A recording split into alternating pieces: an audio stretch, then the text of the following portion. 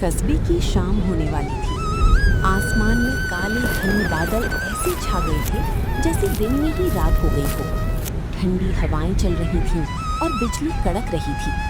मोहन अपनी पुरानी लकड़ी की रेड़ी को धकेलता हुआ चौक की तरफ जा रहा था। मोहन बहुत गरीब था। उसके पास बस यही एक ठेला था जिससे वो छोले कुलचे बेचकर अपना गुजारा करता था। उसकी घर की छत कच्ची थी जो हर बारिश में टपकने लगती थी। हे भगवान, आज बस बारिश न हो। अगर आज कुलचे नहीं बिके तो कल तक सब खराब हो जाएगा। घर में राशन भी खत्म हो चुका है। राधा इस उम्मीद में होगी कि आज कुछ पैसे लेकर आऊंगा तो घर का चूल्हा जलेगा। जैसे ही मोहन ने चौक पर अपना ठेला लगाया, वैसे ही मोटी मोटी बूंदें गिरने लगी। देखते ही देखते बहुत तेज बारिश शुरू हो गई। लोग अपनी अपनी दुकानों के शटर गिराकर घर जाने लगे। तभी मोहन ने जल्दी से एक फटी हुई पन्नी निकाली और अपने छोले कुलचे को बचाने के लिए उसे ढक दिया। वो खुद तो भीग रहा था, पर उसे चिंता अपने खाने सामान की थी। तभी कस्बे का एक आदमी लखन, जो मोहन के ठेले के पास से जा रहा था, उसने मोहन से कहा, अरे मोहन, ये क्या कर रहे हो? ऐसी आफत वाली बारिश में कौन बाहर आएगा तुम्हारे छोले कुलचे खाने? घर जा भाई, वरना बीमार हो जाएगा। लखन भाई, गरीब को बीमारी से ज्यादा भूख का डर लगता है। आज दिन भर से 1 रुपए की भी बोहनी नहीं हुई है। अगर खाली हाथ घर गया तो राधा को क्या मुंह दिखाऊंगा। बारिश और भी तेज हो गई। वो एक पेड़ के नीचे खड़ा होकर बस आसमान की तरफ देखने लगा। उसकी आंखों में आंसू थे और दिल में डर। रात के 10 बज गए थे। बारिश थोड़ी धीमी हुई थी, लेकिन हर तरफ सन्नाटा था। मोहन ने सोच लिया था कि आज का दिन उसके लिए खराब गया। अब घर लौट जाना चाहिए। वो अपना सामान समेट ही रहा था कि अचानक एक बड़ी सी कार आई और सीधे मोहन के ठेले के पास आकर रुक गई। उस कार से एक साहब बाहर उतरते हैं और कहते हैं, भाई, क्या कुछ खाने को मिलेगा? हम लोग शहर जा रहे थे लेकिन आगे का रास्ता बंद है। बहुत जोर की भूख लगी है। जी साहब, छोले तो तैयार हैं, बस कुलचे गरम करने की देर है। आप 5 मिनट रुकिए, मैं अभी देता हूँ। अरे भाई, जल्दी करो। इस ठंड में कुछ गर्मा गर्म मिल जाए तो जान में जान आए। मोहन के मुरझाए हुए चेहरे पर रौनक आ गई। उसने जल्दी से चूल्हा जलाया। मक्खन की खुशबू चारों तरफ फैल गई। उसने तवे पर छोले को अच्छे से गर्म किया और कुलचों पर मक्खन लगाकर लाल होने तक सेका। गर्मा गर्म धुआं निकलती प्लेट देखकर उन मुसाफिरों की भूख और बढ़ गई। जिसके बाद मोहन गर्मा गर्म छोले कुलचे की प्लेट सजाकर साहब को देता है। लीजिए साहब, गर्मा गर्म खाइए। जिसके बाद साहब जैसे ही एक निवाला खाते हैं तो मोहन से कहते हैं, वाह भाई, क्या स्वाद है। हमने शहर के बड़े होटलों में खाया है, पर ऐसा चटपटा स्वाद कहीं नहीं मिला। तुमने तो कमाल कर दिया। सच में यार, इस बारिश में इसका स्वाद दुगना हो गया है। भाई, 2 प्लेट और लगाओ। मोहन की मेहनत रंग लाई। उन लोगों ने भर पेट खाना खाया। जब पैसे देने की बात आई तो साहब ने खुश होकर मोहन को 1000 का नोट थमा दिया। साहब, ये तो बहुत ज्यादा है। मेरे पास तो छुट्टा भी नहीं है। रख लो भाई, इस मुसीबत में तुमने हमें खाना खिलाया, ये उसके लिए छोटा सा इनाम है। खुश रहो। गाड़ी वहां से चली गई। तभी मोहन ने उस नोट को अपने सिर से लगाया और भगवान का शुक्रिया किया। वो जल्दी जल्दी अपना ठेला लेकर घर की तरफ भागा। उसे लग रहा था जैसे आज वो दुनिया का सबसे अमीर आदमी है, पर उसे नहीं पता था कि कस्बे का ही एक लालची आदमी रमेश ये सब छिपकर देख रहा था और उसके मन में जलन पैदा हो रही थी। रमेश कस्बे में छोटी सी किराना दुकान चलाता था, लेकिन उसका दिल बहुत छोटा था। जब उसने देखा कि कल रात मोहन ने एक ही बार में 1000 रुपए कमा लिए, तो उसके पेट में वो बात पच नहीं पाती। वो सोचने लगा कि अगर ये गरीब छोले कुलचे वाला ऐसे ही पैसे कमाने लगा तो कल को ये मेरी बराबरी करने लगेगा। जिसके बाद उसने अपने चेले से कहा, देख रहा है, कल तक जिसके पास नमक खरीदने के पैसे नहीं थे, आज उसके ठाट देख। ये शहर वाले भी पागल हैं। कहीं भी रुककर कुछ भी खा लेते हैं। हमें कुछ ऐसा करना होगा कि इसकी दुकान पर कोई कदम भी ना रखे। शाम को फिर से हल्की हल्की बूंदाबांदी शुरू हो गई। मोहन अपना सामान तैयार कर रहा था, तभी रमेश अपने 2-3 साथियों के साथ वहां पहुंचा और जानबूझकर शोर मचाने लगा। अरे छी छी मोहन, ये कैसी बदबू आ रही है तेरे ठेले से? इस छोले में सड़ी हुई चीजें इस्तेमाल कर रहा है क्या? कल रात शहर वालों को तो ठग लिया और अब हमें भी मार करने का इरादा है क्या? नहीं रमेश भैया, ये आप कैसी बात कर रहे हैं? राधा ने सुबह ही मंडी से ताजे मसाले और छोले लाकर दिए हैं और मैं अपने ठेले पर सफाई का पूरा ध्यान रखता हूँ। अरे चुप कर, सबको दिख रहा है कि तू बारिश के गंदे पानी में कुलचे सेक रहा है। कस्बे वालों सुन लो, अगर मोहन के छोले कुलचे खाए तो पेट खराब होना पक्का है। कल रात जो लोग खाकर गए थे, सुना है उनकी तबीयत बिगड़ गई है। रमेश की बात सुनकर जो 1-2 लोग आने वाले थे वो भी ठिठक गए। कस्बे में अफवाह आग की तरह फैलती है। मोहन सफाई देता रहा, लेकिन रमेश ने वहां इतना हंगामा किया कि लोग डर के मारे दूर हटने लगे। मोहन का दिल टूट गया। उसे समझ ही नहीं आ रहा था कि बिना किसी गलती के उसे ये सब क्यों झेलना पड़ रहा है। अगले 2 घंटे तक मोहन खाली बैठा रहा। बारिश तेज होने लगी थी और रमेश दूर खड़ा ये सब देखकर हंस रहा था। तभी अचानक वही गाड़ी फिर से आकर रुकी जो परसों आई थी। गाड़ी से वही साहब बाहर निकले, लेकिन आज उनके साथ उनकी पत्नी भी थी। साहब मुस्कुराते हुए मोहन के पास आते हैं और कहते हैं, नमस्ते भाई, आज हम खास तौर पर तुम्हारे छोले कुलचे खाने के लिए शहर से यहाँ तक आए हैं। मेरी पत्नी को तुम्हारा स्वाद इतना पसंद आया कि उसने आज घर पर खाना ही नहीं बनाया। साहब, पर यहाँ तो लोग कह रहे हैं कि मेरा खाना खाकर आपकी तबीयत खराब हो गई थी। अरे कौन फैला रहा है ये झूठ? हम तो कल से और ज्यादा तरोताजा महसूस कर रहे हैं। बल्कि मैंने तो अपने ऑफिस की ग्रुप में भी तुम्हारी फोटो डाली है। देखो पीछे एक और गाड़ी आ रही है, वो सब मेरे दोस्त हैं। साहब की बात सुनते ही रमेश का चेहरा पीला पड़ गया। देखते ही देखते वहाँ 3-4 गाड़ियाँ और रुक गई। मोहन ने फुर्ती से काम शुरू किया। ताजे मक्खन और मसालों की ऐसी महक उठी कि जो लोग रमेश की बातों में आ गए थे वो भी अपनी भूख नहीं रोक पाए। तभी कस्बे का एक बुजुर्ग मोहन के ठेले पर आकर बोलता है, मोहन बेटा, हमें माफ करना, हम इस रमेश की बातों में आ गए थे। हमें भी एक प्लेट खिलाओ, इसकी खुशबू ने तो भूख जगा दी है। उस रात मोहन का सारा सामान बिक गया। रमेश शर्म के मारे वहां से खिसक गया। मोहन ने आज सिर्फ पैसे ही नहीं कमाए थे, बल्कि रमेश की साजिश को भी नाकाम कर दिया था। मोहन का काम अब कस्बे और शहर दोनों जगह मशहूर होने लगा था। हर शाम उसके ठेले पर भीड़ जुटने लगी थी। राधा भी अब घर पर मोहन की मदद करती और दोनों मिलकर और भी स्वादिष्ट मसाले तैयार करने लगे। लेकिन मोहन का सपना अब बड़ा हो गया था और एक रात जब मोहन घर लौटा तो उसने देखा कि राधा छत से टपकते पानी को रोकने के लिए बर्तन रख रही है। पूरी रात दोनों सो नहीं पाए क्योंकि बिस्तर भीग चुका था। और तभी उस रात मोहन ने एक बड़ा फैसला लिया। राधा, बहुत हो गया।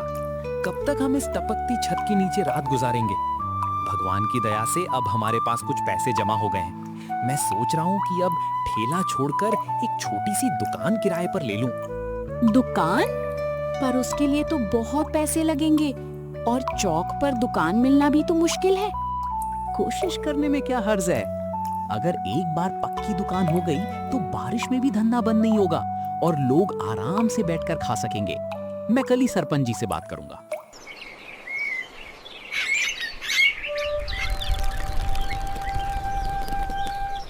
अगले दिन मोहन सरपंच जी के पास गया।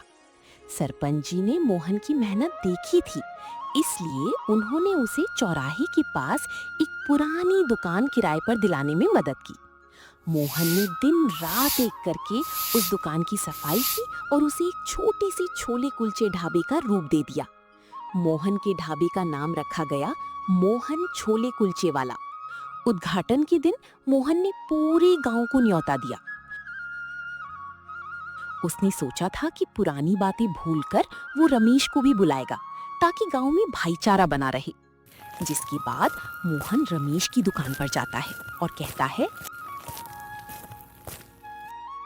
रमेश भाई, आज मेरी छोटी सी दुकान का उद्घाटन है, आप जरूर आना, मुझे बहुत खुशी होगी। बड़ा आया दुकान खोलने वाला। 2 दिन क्या शहर वाले रुक गए, तू तो अपने आप को राजा समझने लगा। जा, मैं नहीं आने वाला तेरी दुकान पर। मोहन उदास मन से वापस आ गया।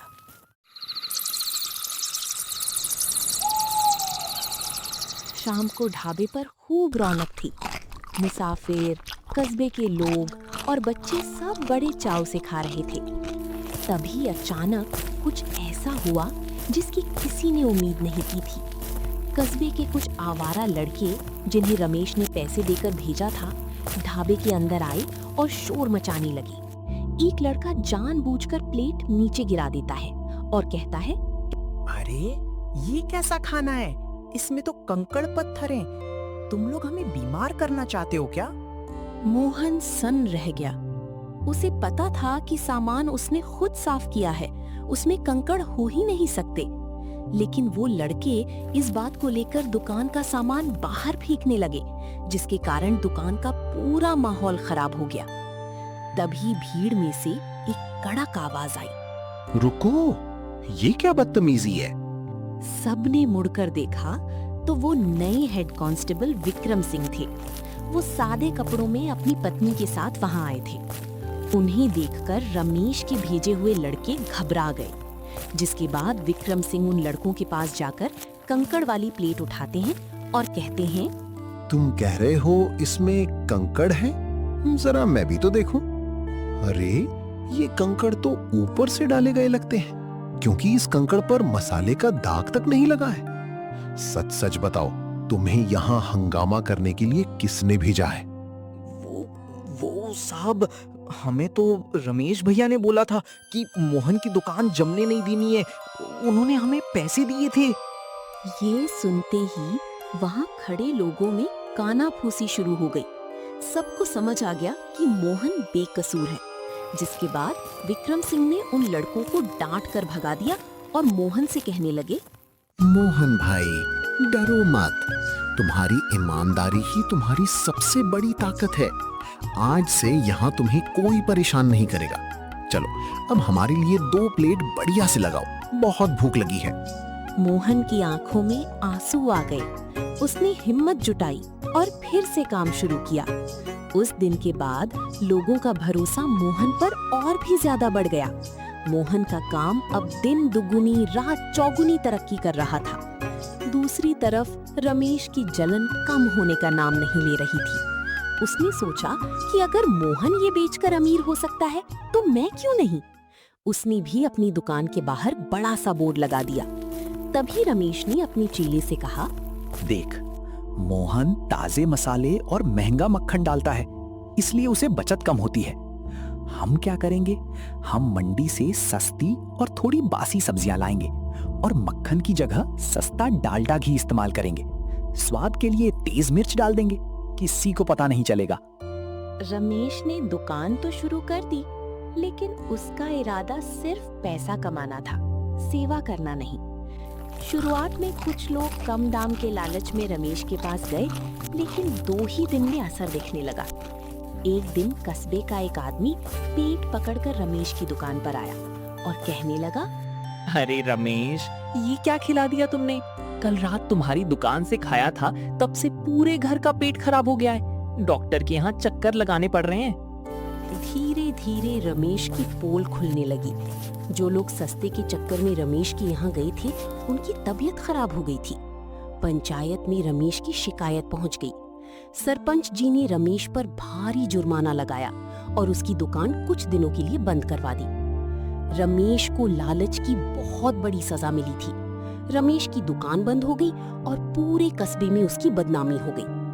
दूसरी तरफ मोहन ने अपनी मेहनत से न केवल लोगों का दिल जीता, बल्कि अब दूर दूर से लोग स्वाद चखने आने लगी थी। लेकिन मोहन का दिल आज भी उतना ही साफ था जितना पहले दिन था। मोहन का छोटा सा ढाबा अब छोटा पड़ने लगा था। शहर के एक बड़े अखबार में मोहन की कहानी छपी कि कैसे एक गरीब रेडी वाले ने अपनी ईमानदारी से अपनी किस्मत बदली। इस खबर की बाद शहर की एक बड़ी बिजनेसमैन मोहन के पास आई। मोहन भाई, आपके खाने में जो स्वाद है वो मैंने आज तक कहीं नहीं चखा। मैं चाहता हूँ कि शहर के मुख्य हाईवे पर हम मिलकर एक बड़ा फैमिली रेस्टोरेंट खोलें। जगह और पैसा मेरा होगा और हुनर आपका।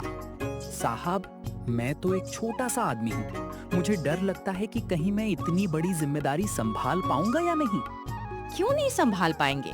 आपने कीचड़ और बारिश में ठेला चलाया है, ये तो फिर भी छत के नीचे का काम है। आपको भगवान ने मौका दिया है, इसे मत छोड़िए। मोहन मान गया।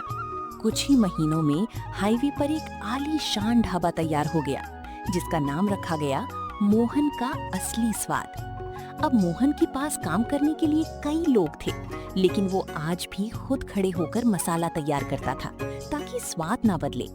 मोहन अब एक बड़ा आदमी बन चुका था। उसने गांव में अपने लिए एक पक्का और सुंदर घर बनवा लिया था। एक दिन जब वो अपने पुरानी चौक से गुजर रहा था तो उसने देखा कि रमेश अपनी दुकान के बाहर बहुत उदास बैठा है। उसकी दुकान पर धूल जमी थी और वो बहुत कमजोर लग रहा था। जिसके बाद मोहन रमेश के पास जाता है और कहता है, रमेश भाई, राम राम, क्या हाल चाल है? मोहन, तुम भाई मुझे माफ कर दो। मैंने तुम्हारे साथ बहुत बुरा किया, तुम्हारी दुकान उजाड़ने की कोशिश की। आज देखो, कुदरत ने मुझे वहीं लाकर खड़ा कर दिया है। मेरी दुकान बिकने की कगार पर है और मेरे पास कोई काम नहीं है। पुरानी बातें भूल जाओ रमेश भाई। इंसान गलती का पुतला है। मुझे आपसे कोई शिकायत नहीं है। अगर आप चाहें तो मेरे नए होटल में स्टोर मैनेजर का काम संभाल सकते हैं। मुझे किसी भरोसेमंद आदमी की जरूरत है। तुम सच में महान हो मोहन। मैंने तुम्हें गिराना चाहा और तुम मुझे सहारा दे रहे हो। मैं वादा करता हूँ अब कभी लालच नहीं करूंगा और पूरी ईमानदारी से काम करूंगा।